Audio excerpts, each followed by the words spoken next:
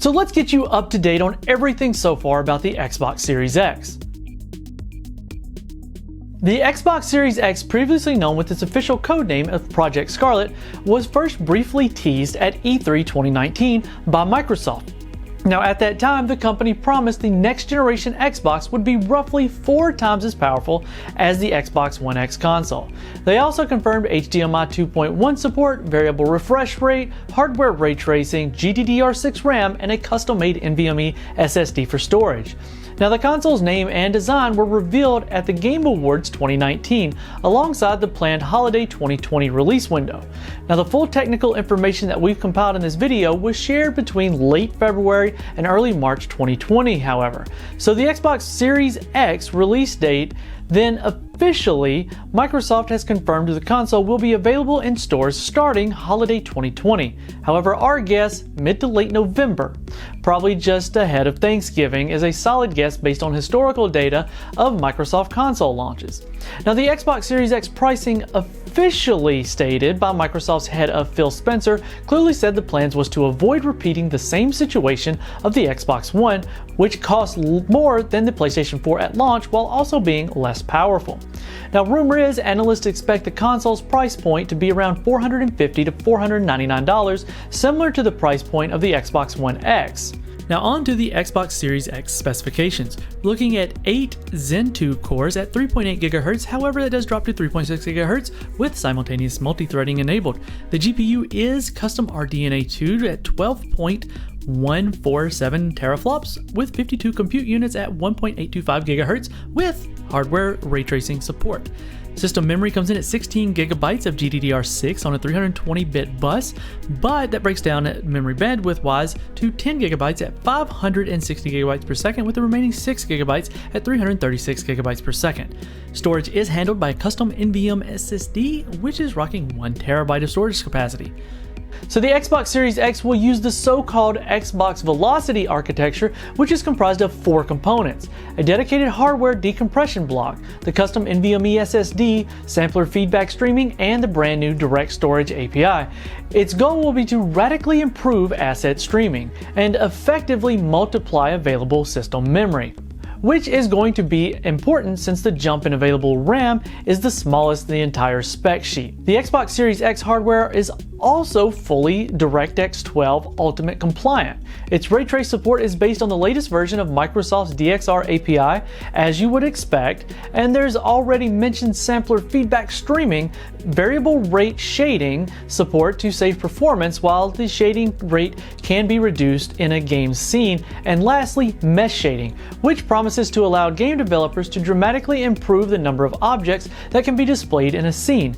Lastly, the DirectML API promises to leverage unprecedented hardware performance in a console, delivering 24 plus teraflops of 16-bit floating performance and 97 plus tops of 4-bit integer performance. Now, machine learning techniques could be used to improve visual quality, making non-player characters smarter or vastly enhanced the realism of the animations. Coming to the design, Microsoft completely revolutionized the form factor that we're used to seeing with consoles in the Xbox Series X, going with a square footprint of 15.1 centimeters by 15.1 centimeters by 30.1 centimeters tall. This console looks to be like a small PC tower, which turned out to be necessary given its airflow and acoustics requirements. The component draws 315 watts of power internally, thus generating quite a bit of heat.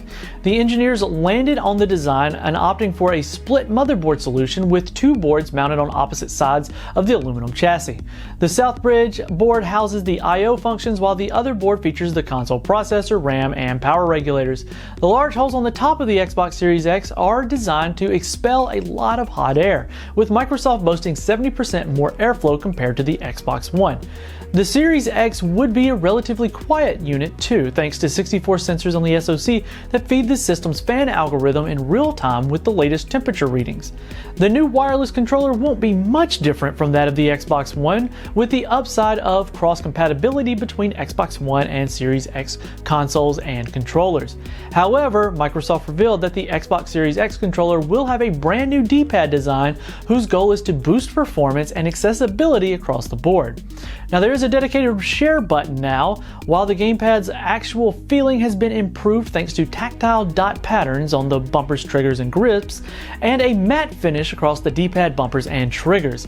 Connectivity on the other devices such as PC, Android, and iOS should be simpler too, thanks to the implementation of Bluetooth, low energy, and USB-C ports.